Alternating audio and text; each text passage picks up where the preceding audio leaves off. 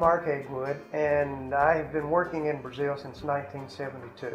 I came to this northeast region and ran into what I saw were very different problems, or more severe problems, than I had seen down south. The culture here in the Northeast for young people in the interior towns is one almost close to desperation. Early on in life, I mean at age 10 or 11, they begin to see their town as being a dead end, and their family as very much a dead end. They therefore start into very worldly activities that will draw them away from this. Particularly drinking of alcohol starts for most kids. When most, I'm talking 90% and above, start drinking by age 13. The society here accepts that, and you can imagine the problems. That's just the beginning. We could go into all the other vices and the ways you could destroy your life. It's all here, and it begins at an early age. By starting with these younger boys, we can raise them literally to be Christians, and that's exactly what the purpose of this program is. Bright Step is essentially has the appearance of a soccer training school. Only the soccer is basically the motivation factor for the kids. And we actually use it to teach them a better way of living. A nonprofit organization that is managed totally by members of the church. It's a very intense program. It requires a lot of work. We train them in soccer, but every time they go for training, they have a morals class that's based on a Bible passage, so they get a large amount of Bible teaching. This teaching takes place in the school classrooms, public school classrooms. We have contact right now with better than 90 boys and girls on a regular weekly basis in the school classroom and on the field. And we have regular contact monthly with their parents. Most of the boys that are baptized, the adolescents, do not have Christian parents. They are not living in Christian homes. And this means a very special challenge for them. But it's working. They're very faithful to the church. They're very faithful to the objective of trying to live a Christian life.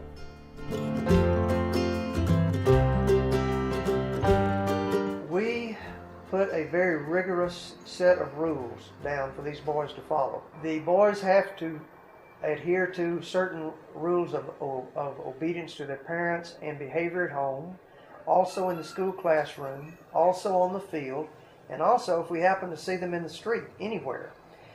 And any infraction to these rules will cost them time off the field. They have a penalty. They cannot play for so many minutes. The number of minutes they lose depends on the severity of the infraction.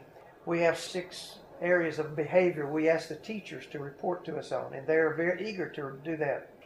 These kids see the program and the soccer as their moment to shine in life, to really be somebody, to have an identity for the first time. And we give them that. And the price that they have to pay is behavior modification. They must change the way they behave. They must not follow after the routines that they see going on around them in the rest of the teenage world. We took the median and down, the worst case kids. At least half of these in our first year were supposed to have dropped out of school. We only lost 6 out of 44. The next year we took 90 kids and only lost 3 that dropped out. This was earth-shaking to that town. They had never seen such a success rate before working with kids. Nobody could hardly understand what we were doing. In the end, the kids love it. They gain the respect of their peers. They get to go on trips to play other places, and they now see Christian way of living as a better way of life than what they would have had otherwise.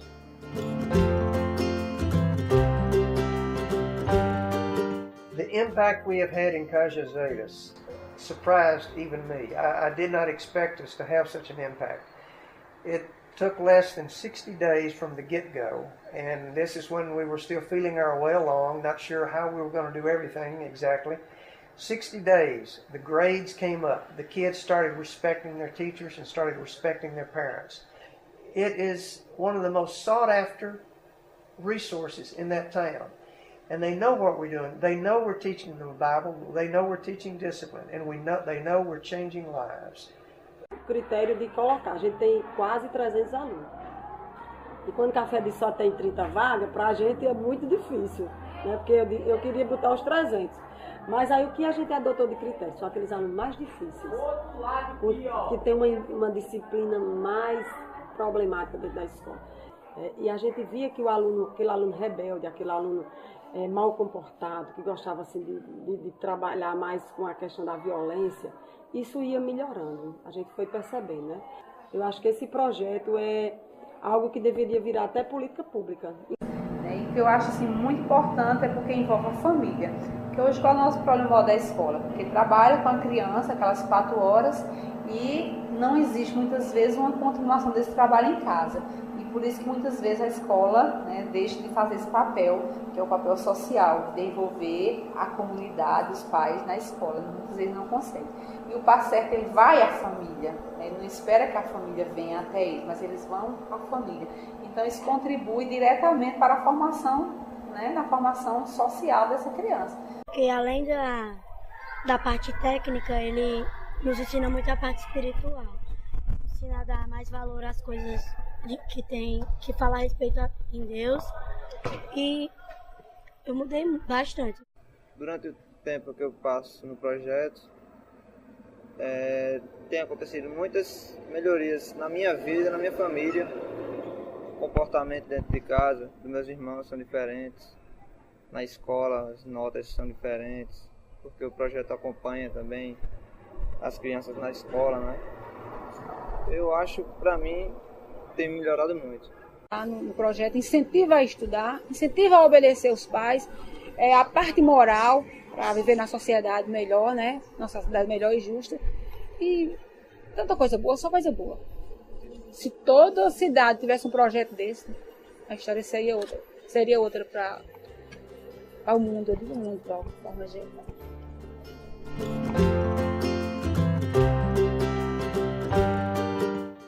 Our future hopes is to make this model a unit that can be reproduced in other towns.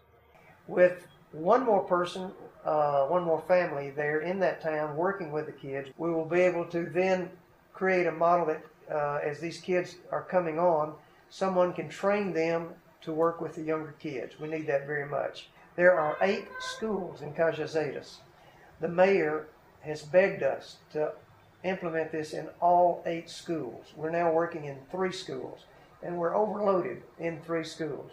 Então nós temos orado a Deus, para Deus mandar um casal realmente que goste, que tenha experiência e que realmente possa estar levando esse fardo do jovem para nos ajudar.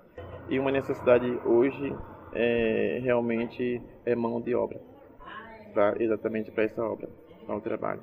Nós temos muito estudos, muito evento e precisamos que Deus, pela sua bondade, envie.